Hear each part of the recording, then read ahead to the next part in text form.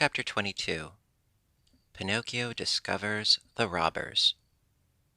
He had been sleeping heavily for about 2 hours when, toward midnight, he was aroused by a whispering of strange voices that had seemed to come from the courtyard. Putting the point of his nose out of the kennel, he saw four little beasts with dark fur that looked like cats, standing consulting together.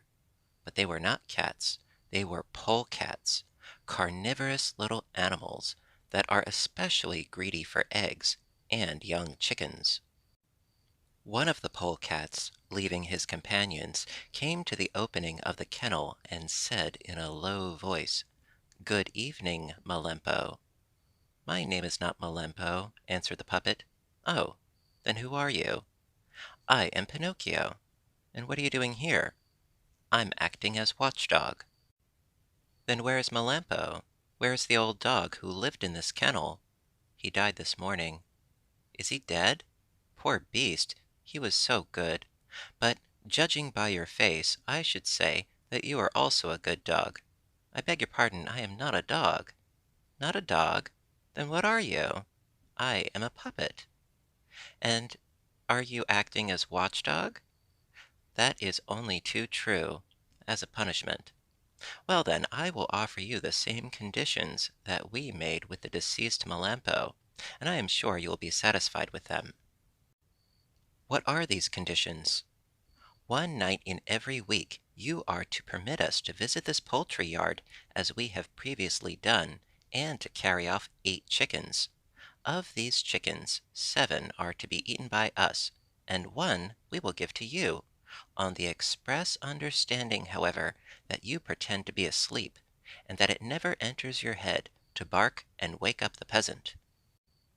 "Did Melampo act in this manner?" asked Pinocchio. "Certainly, and we were always on the best terms with him. Sleep quietly, and rest assured that before we go we will leave by the kennel a beautiful chicken ready plucked for your breakfast tomorrow. Have we understood each other clearly?" "Only too clearly," answered Pinocchio, and he shook his head threateningly, as much as to say, "You shall hear of this shortly." The 4 polecats, thinking themselves safe, repaired to the poultry yard, which was close to the kennel, and having opened the wooden gate with their teeth and claws, they slipped in, one by one. But they had only just passed through, when they heard the gate shut behind them with great violence. It was Pinocchio who had shut it, and for greater security he put a large stone against it to keep it closed. He then began to bark, and he barked exactly like a watchdog. "Bow wow! Bow wow!"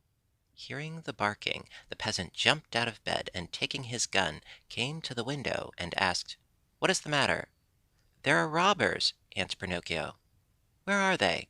"In the poultry yard." "I will come down right away."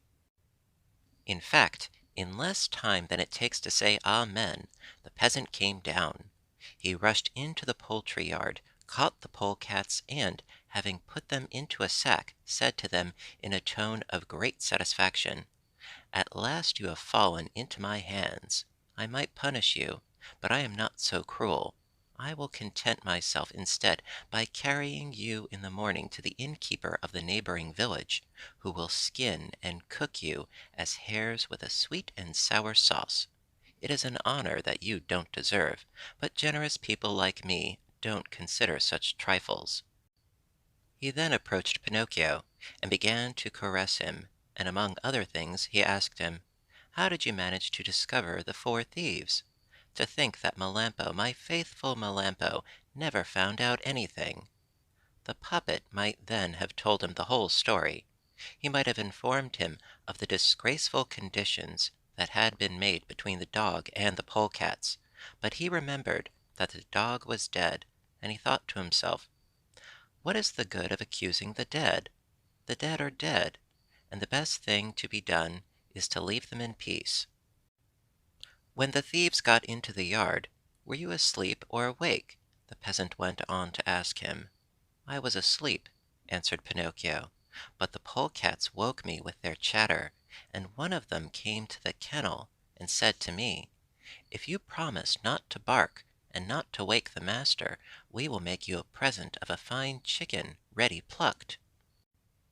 To think that they should have had the audacity to make such a proposal to me!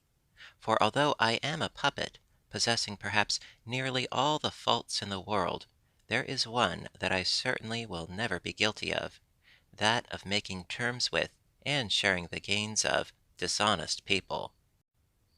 "Well said, my boy!" cried the peasant, slapping him on the shoulder. "Such sentiments do you honor, and as a proof of my gratitude I will at once set you at liberty, and you may return home."